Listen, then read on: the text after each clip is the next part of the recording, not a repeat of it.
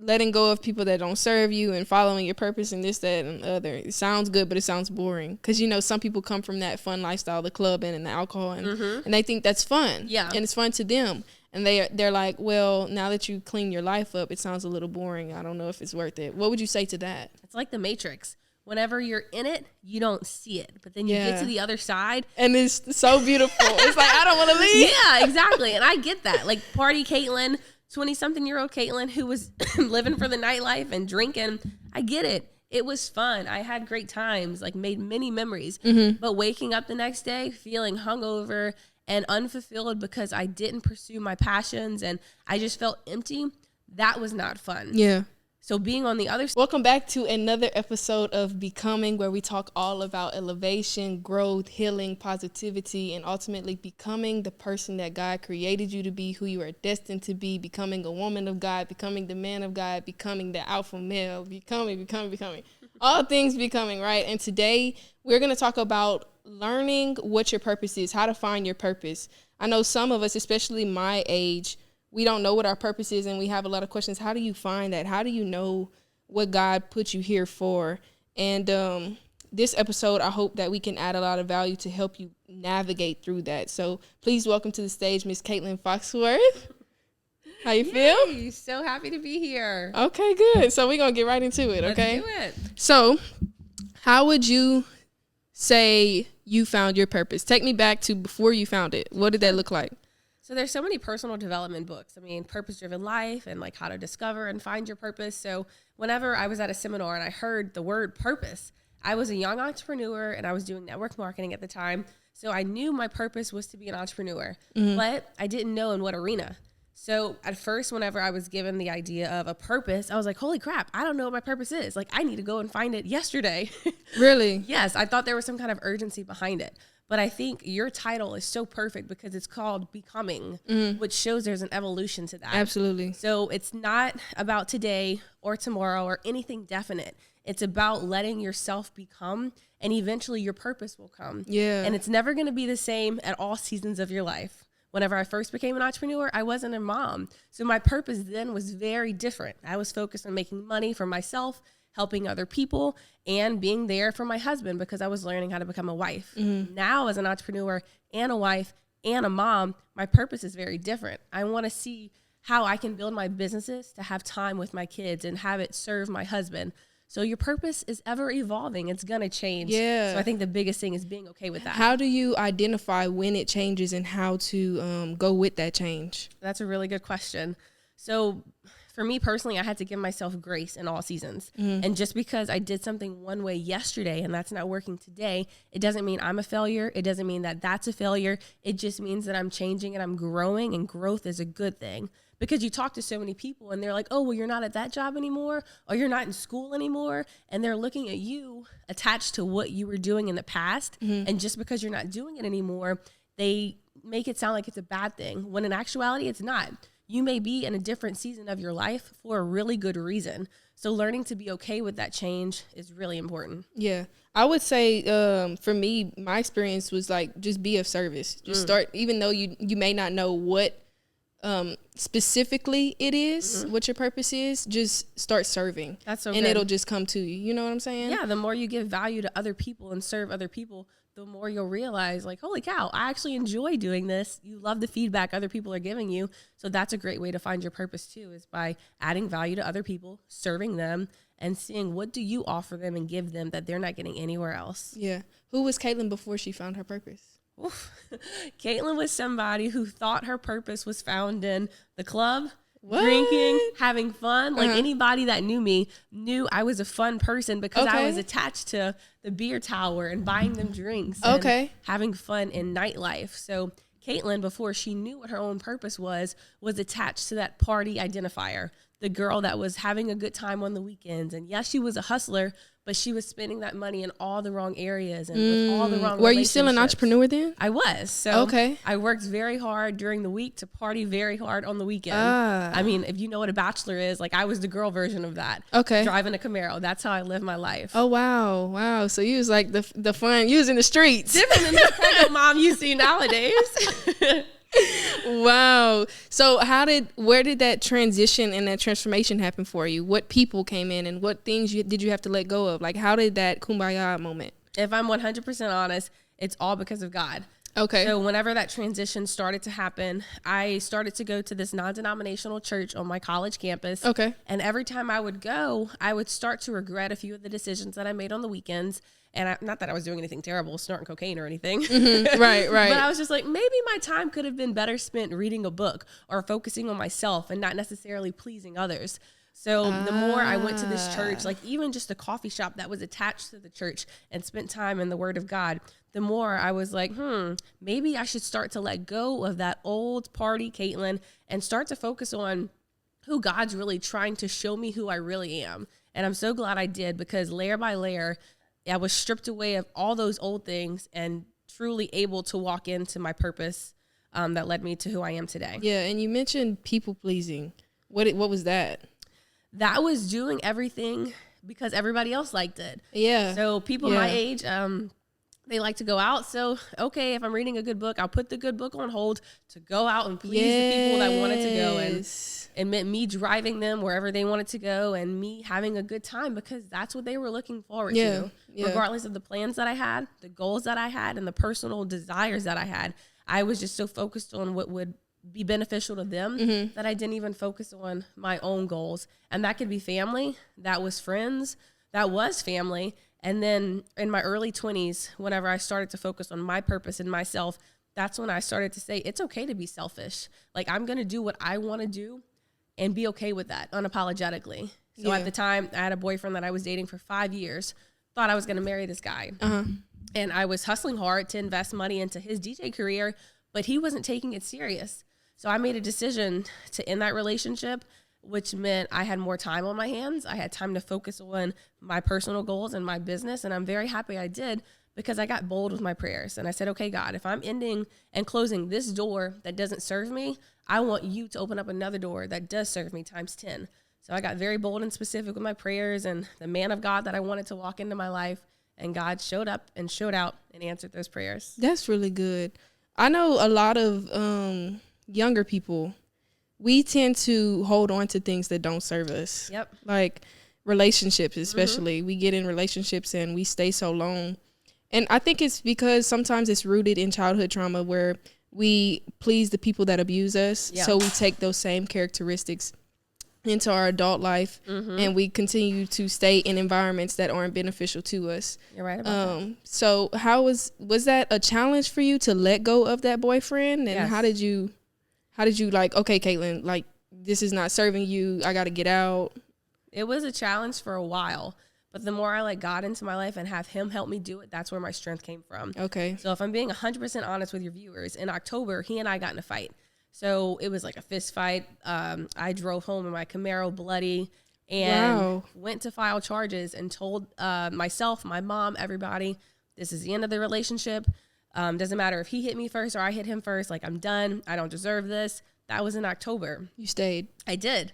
So November, December, Christmas comes. We're still together. January, February, March, April, all that's passing and we're still together. And I'm trying to make him somebody I want him to be. Yes. And change him. Yes. Instead of just understanding, like.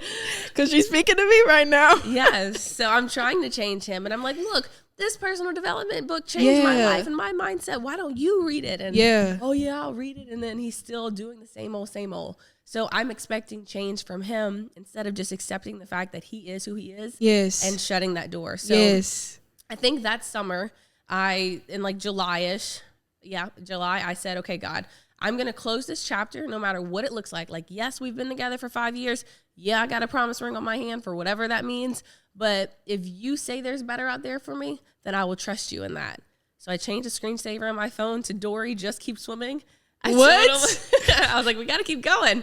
I ended that relationship and I put in my prayer book, I had a puppy prayer book at the time. I said, I want a man like DePaul. DePaul was my mentor in the network marketing business. Oh, wow. Yeah. Oh, wow. So I saw. Wait, you put his name in the journal? I got bold. I got specific. But I said like DePaul. Okay. I told God in my book, I said, I want a guy like DePaul who's going to open doors for me, who's going to be driven, goal-oriented, not worried about doing what every other young person is doing. Yeah. And be just a true Southern gentleman and serve me and like love God. Because I was dragging this boyfriend of 5 years to church with me and literally dragging him. So there was no growth in the spiritual aspect either.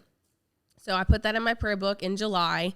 In August, DePaul started texting me and calling me more. And I'm like, do business partners actually talk this much? Or does he like me or something? Yeah. But I didn't want to play around with it because he and I were business partners. And that ex-boyfriend still kept trying to come back. But when you're stuck in a toxic relationship, that's kind of what you feed off of. You let go, you miss him, you accept him back, and it's a cycle that's hard to get out of. Right. But because I told myself and God I was not going back, I didn't go back. And then at the end of August, DePaul started asking me on dates, and I was like, oh my gosh. So not only do I get a man like DePaul, I get DePaul himself. And that was my first like, oh my God, you're so real. You over-delivered on this one. Wow. You put his name in the book. That's still like, wow. Okay, good. Yep. Good for y'all. I did not know that. That's our story, or that's how Katelyn and DePaul got together. Yeah, so that the promises to God hit different. Like when you can promise yourself something, but I think so many times we let ourselves down and we're used to it that we don't keep our own promises. But when you say, God, if you get me out of this, I promise this. It's like, okay, I can't back down on that. So I'm glad, you kept that promise to God that if he would guide you into a man that loved you. And 100%. It wasn't easy. It was not easy. Whenever it happened, the ex-boyfriend tried anything in his power to get me back. But because I made that promise to God and myself, I knew there was no going back. So I just wished him peace and peace for myself and had hopes that whatever happened next would be better. Yeah, and I had that same experience with trying to control someone and mold them into what I wanted them to be. I wanted them to be into personal development and self-healing and working out and eating right. And it backfired on me bad. Like, really bad. And so now I'm learning. That was my lesson in that season. Now I'm learning that you just observe somebody for who they are and you make an impact where you can, but don't try to mold them and then place them in your life accordingly if you choose to keep them. It might not be aligned. So you have to make sure that the people you come in contact with, you're aligned with them spiritually and physically. You have the same goals and things like that. 100%. And it'll work out better. What about letting go of friends? How was that for you, like transitioning from the party life into a more spiritually inclined life where you had goals and you had visions and things like that? How did you let go of those friends that didn't have those same goals with that people-pleasing aspect in your head? Like, I'll be happy to answer that through another story as well. But I want to hit home on something for you, too, because you said you experienced that, too, like trying to control somebody else. Yeah. Believe it or not, that's a spiritual thing that's very deeply rooted in South Louisiana. It's really? called the Jezebel spirit. A lot of people have it. I had it. I pray about it all the time. Wait, what is it called? The Jezebel spirit. Jezebel spirit. So a lot of women operate out of a spirit of manipulation and control where they try to control certain people or certain situations to benefit them or to make things better, or we could easily manipulate ourselves into thinking we're doing it for the greater good of a certain situation or relationship. But if you are trying to control things, it's never for good. So I had to realize that as a woman, that anytime I find myself trying to control a situation, manipulate a person, that's coming from the Jezebel spirit that I just have to pray against and say, okay, God, you have your way. Even if things are out of control, out of my hands, you have your way. So just wanted to touch on that. Okay. Well, what about the friends? The friend situation. That was tough because I had to have that conversation like, it's not you, it's me. Yeah. Because it really wasn't them. Like, even though they were living a party lifestyle and having fun on the weekends, doing what your typical Louisiana person does on the weekends, nothing's wrong with that as long as it's not affecting them. But for me personally, it was affecting me. So I had to let go of those things. And it was personal boundaries that I set for myself. And it did hurt people in the end, unintentionally. So I had to realize that even though I make certain decisions in my life, it's going to offend people. It's going to hurt people. Yeah. But then I shouldn't people please them and stay true to that old Katelyn that I'm trying to let go of just to keep them happy.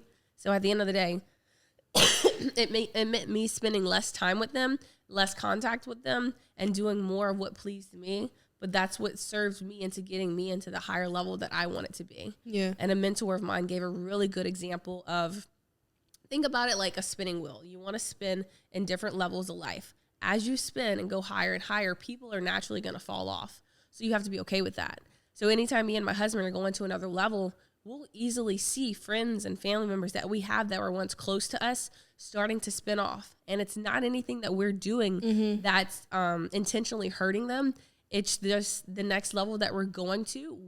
We can't take them and the things associated with that person to that level. And like I said, it may not even be bad stuff. Right. It's just if we're having these $1 million conversations because we want to be at that next level, we can't stay talking at a $1,000 a month level or whatever it is. Yeah.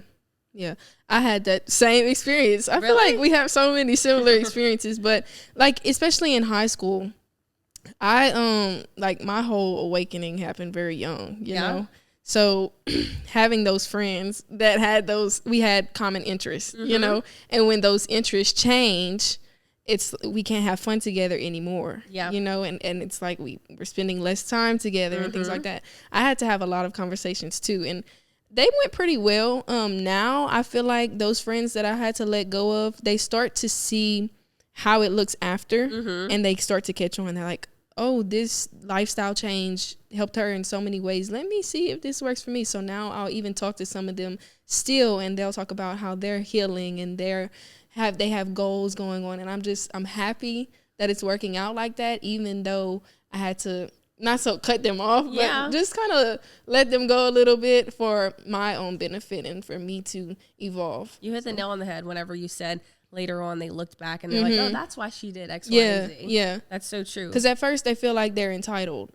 Like, we're supposed to be friends. Like, what are you doing? Da, da, da, da. And when you're like, well, our lifestyles just don't align anymore, they get mad. Absolutely. Yeah, so it can be a scary thing, especially when you want to people please. I don't want you to feel bad. I don't want to hurt your feelings. Yeah. And that's where that selfish thing comes in. Do you think there's a thing such as like overly selfish?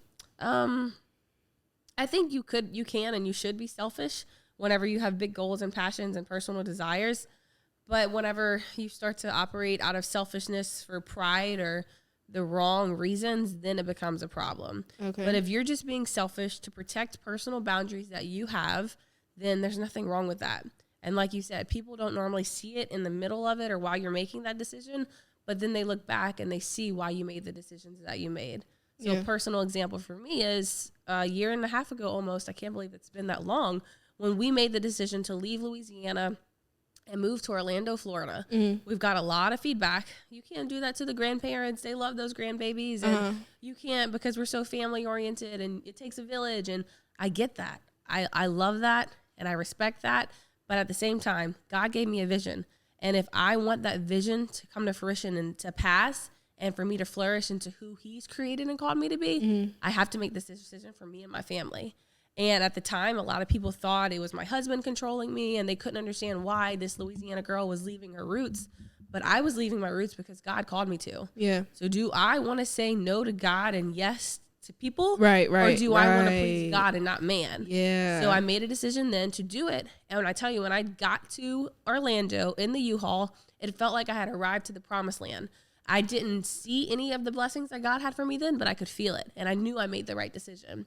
So even though you could look at that situation and say, she is so selfish. She took those grandbabies away from the grandparents and she left her family. That's one side of the coin. The other side of the coin is I travel home at least once a month so the grandkids can be with the grandparents. I'm giving opportunities to my kids that they would not have ever gotten to have if it wasn't for us making this decision to move. Mom and dad are happy and doing business opportunities that we wouldn't have been able to have if we were here. So that selfish move was the best move. That's good. That's real good.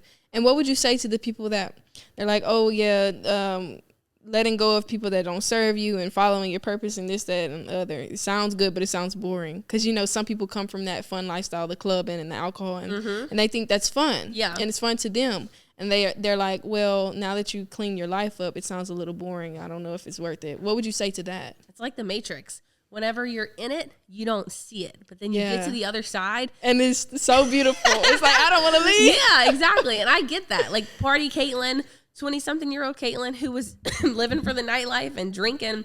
I get it. It was fun. I had great times, like made many memories.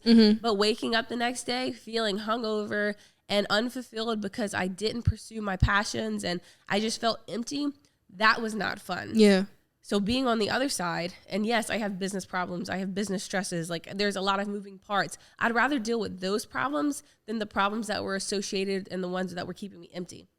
Because being on the other side, I'm fulfilled in so many more areas that it can't even compare to the previous life that I once lived. So I would encourage somebody to just take that next step.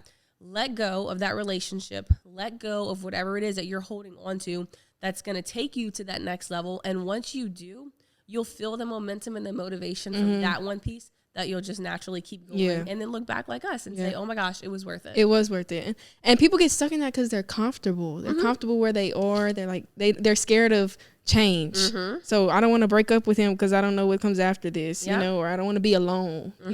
People don't know themselves, so they don't want to be alone. They rather have that attention that fills that void, or whatever it is that's filling the void. But that's also a spiritual thing too. So if you just say, girl is hitting us with the spiritual stuff, like, yes. I like to look at the world in a spiritual lens and not a physical lens, because yes, physically we're here, but everything is operating from a spiritual. So if I'm in that situation, I'm going to say, Lord, please remove this spirit of comfort, remove this spirit of familiarity, and help me seek what you have for me versus me just hanging on to only what I see. And then once you let go of that, God's going to start to operate within you and show you relationships and resources that you have around you for you to let go of those old chains. And you have to be willing to do it. Exactly. You have to be willing to do it. And I think also walking in your purpose and letting go of things that don't serve you comes with the level of obedience that some people aren't ready for. Because it's scary. It's like a video game. Like, yay, I accomplished this level, but then level 2 is 10 times harder. But level 2's reward is 10 times greater than level 1 too. Yes. Good. Well, how did you learn how to set those boundaries with those people?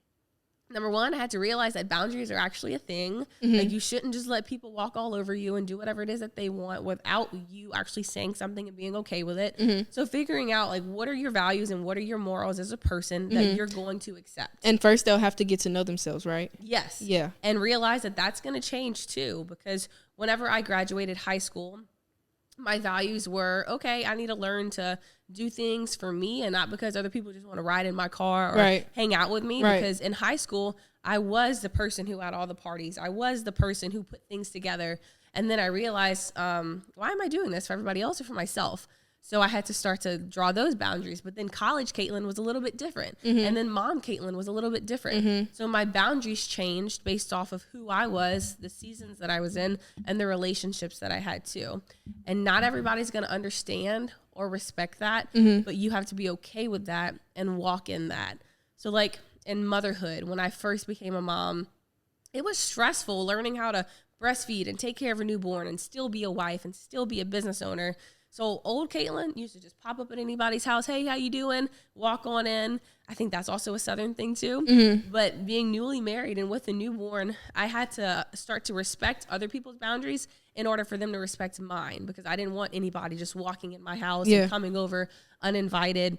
So I had to let family and friends know what these boundaries are. How did you do that? Like, how do you set a boundary? Because I know a lot of people, they feel like, especially younger generation with their parents, like, you can't talk to me that way, or I don't like it when you hit me, or things like that. How do you go about setting a boundary and expecting them to like come back at you, but being prepared to take it and still reinforce that boundary? What does that look like? Operate in the spirit. Say, God, you give me the words to speak before I even say it, so that they can respect it, and I don't react. I respond. Because a lot of times we What's react. The difference? Yeah. Sometimes we react. We pop off. That's the difference. Instead of responding in respect to our parents or whoever it is. Yeah. So you definitely have to say it and communicate it, but ask God for the words to speak.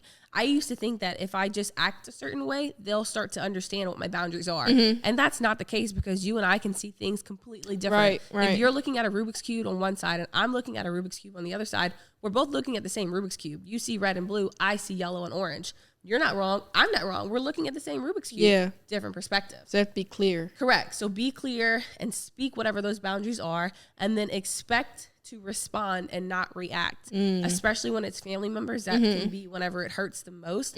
So you really have to be prepared. And I don't rely on my own strength. I always pray about it. So in that instance, with me becoming a new mom, I had to tell my mom, my sister, any family members that want to come over and visit the baby. I love that. And I'm happy that you want to be with your family. But please call me in advance, text me in advance, make sure I respond before you just come over. Yeah. It's not that I don't want to be with you. It's just I could be in the middle of taking a nap after not sleeping all night, breastfeeding or something private. Yes. So if you can respect my boundaries, I'd be happy to have you over. Yeah. Now, whenever you do communicate your response to that person, I like to say expect the worst. So then you're not caught off guard by whatever happens. Right, especially in the South. Yeah. So whether it's physical, verbal, or an emotional person ignoring you, like expect the worst. But then if something happens and it's good, be grateful for that response and then acknowledge that. And let's say worst case scenario, you do get a bad response from that person because not everybody's listening to podcasts and trying to personally grow themselves. Yeah. So if you do get that 99% chance of a bad response from somebody, expect that, but still you respond out of respect. So whenever I got negative feedback from family and friends about the move, I didn't end any relationships. I didn't cut anybody off. I didn't verbally combat them. I said, I understand where you're coming from. Family is so important. Maybe you'll see why I'm doing what I'm doing later on. I still love you. Time passes. They see that, our family's doing great. Yeah. They see why we made the move. Great. No relationships are hurt in the making, even though they may have said hurtful things. Pray to forgive them. Life goes on. Yeah, it takes a level of faith, too, to know that God is just going to work it out. He will. You just have to take the step to set the boundaries. So even whenever we can't see it and things are ugly and it might be getting physical or verbally abusive, step away. Know that God's going to take care of the situation.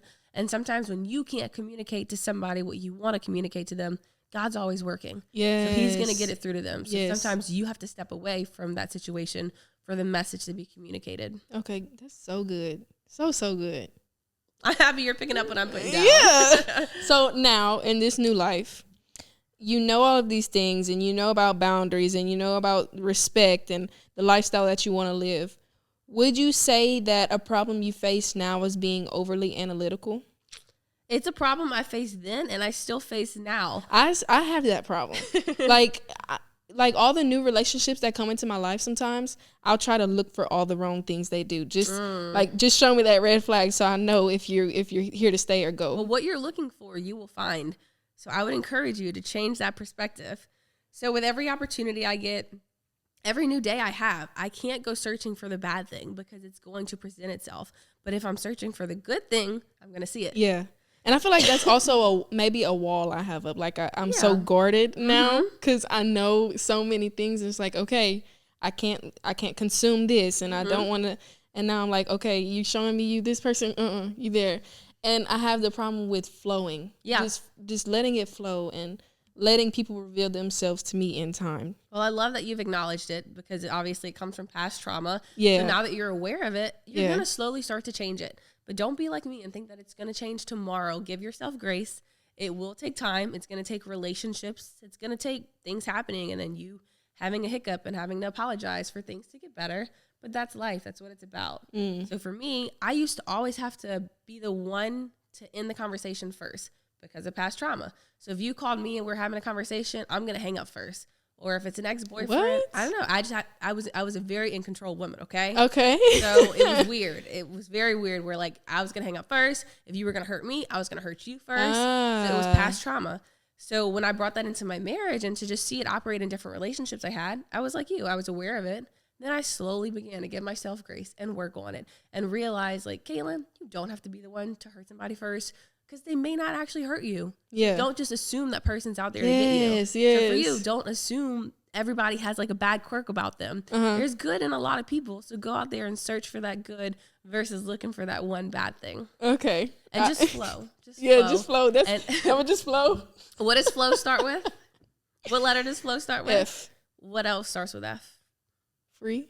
And faith. Faith. Yeah. So have faith. Know that God's giving you these relationships and these resources, so he's not sending you vengeful people. He's sending you really good relationships. So have faith in all that they do. Whenever I was very analytical, I tried to do a lot on my own, and it was way more stressful than me just flowing and having faith in God working it all out. That's good. So where can people go if they want to find you? If you want to find me, you can find me on social media, KFoxMoney. My husband is KFoxMoney. We help business. She found a husband out. That's a good woman of God. We were like, why are you KFoxMoney? Not leaving the husband out. No, he's KFoxMoney. I'm KFoxMoney, and we help business owners and entrepreneurs get access to $100,000 to $300,000 in business funding. Okay, that's what our business purpose is right now. But I also help homemakers become money makers. So stay-at-home moms who want to make money. Okay. So on social media, it's KFoxMoney. Now you're also an author. I am an author. That's how my personal development journey really kickstarted in 2019. I wrote my first vegan book, which I killed my father's killer, how what you're eating can be killing you too. And the personal development series, his health, wellness, finances, relationships, and spiritual growth too. And you just released the mental health one. Correct. That one is I killed my own killer. I was one click away from dying, because even though your viewers are watching this on social media is great. But just like there's things with great things, there's things with not so great things. So over-consuming social media, comparing yourself to certain things, and then our kids having social media in the palm of their hands 24/7.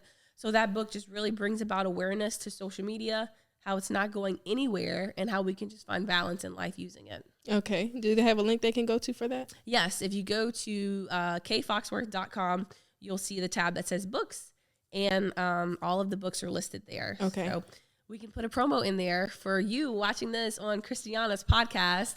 What do you want the word to be? Becoming. Because they're becoming, period.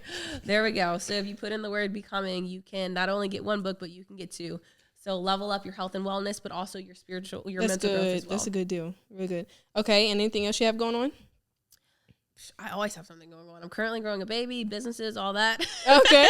Well, but if you want to stay in the loop with everything that we have going on with business funding or starting your own business and personal development, you can definitely find me on social media, and I'd be happy to follow you along with the journey, and just keep following Christiana, because she's amazing. Aww. She's a true example of a young person leveling up, which is very hard to find in today's world. But whenever you do, great things and great blessings come your way. So I can't wait to watch all that happen for you. I receive it. Thank you. Thank you. Well, thank y'all for watching. I hope this helped you in so many ways.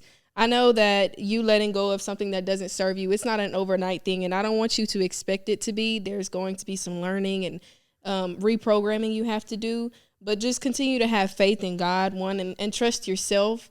Continue to have conversations with yourself. Okay, I'm choosing to love myself. I'm choosing to grow above this. I'm going higher. I can't take these people with me. I can't please them. I have to set these boundaries and go through it. Like it's not going to be pretty. You know, it's going to be a little uncomfortable for you, but it is completely worth it on the other side. Like we said, it's so beautiful. So feel free to reach out to me. You have my social media handle, because I know y'all follow me. And yeah, I'll see you on the next episode.